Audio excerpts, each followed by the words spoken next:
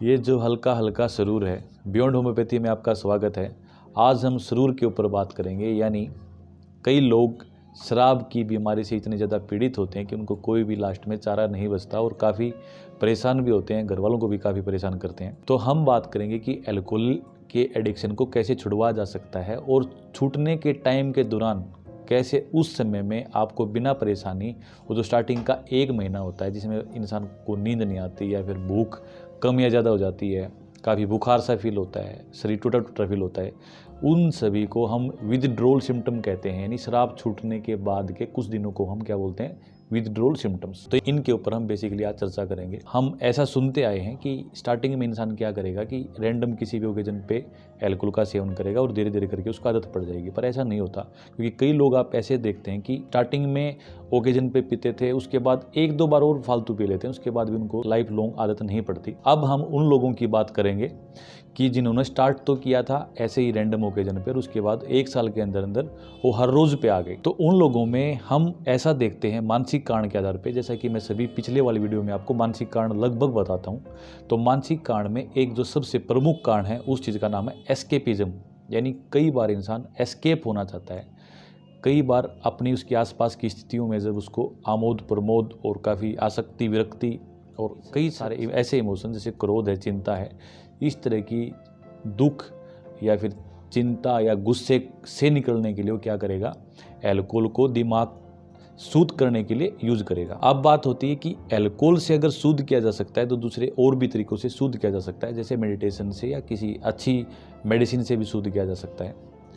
अब बात करेंगे कि चलो किसी इंसान ने एस्केपिज्म का सहारा ले लिया, अल्कोहल का सहारा ले लिया, उसके बाद फिर घर वाले क्या करते हैं कि उसको कोई इंजेक्शन लगवाते हैं एलोपैथी के, कोई दवाई दिलवाते हैं, और दवाई दिलवाने के दौरान जब उसके खाने में दवाई मिलाई जाती है तो उसको काफ़ी रिएक्शन फील होता है। यानी काफ़ी परेशानियाँ, इलाज के दौरान भी आपको काफ़ी परेशानियाँ भुगतनी पड़ती हैं, नींद अच्छे से नहीं आती। यानी अल्कोहल जब आप छोड़ते हैं तो काफ़ी सारी दिक्कतों का सामना करना पड़ता है।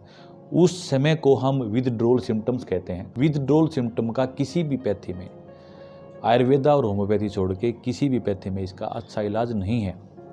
तो हम आपको सिर्फ अल्कोहल छोड़ने का तरीका ही नहीं बता रहे, अल्कोहल छोड़ने के बाद जो आपको परेशानी आती हैं उसमें कैसे आराम से जिया जा सकता है उसका तरीका बताएंगे।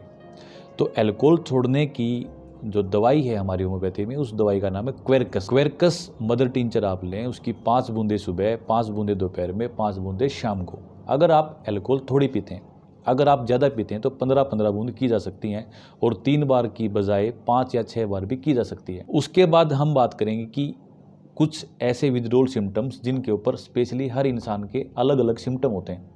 जैसे किसी इंसान की गर्म तासीर है तो उसको सल्फ़र और एक एसिड सल्फ नाम के मेडिसिन का यूज़ किया जाना चाहिए।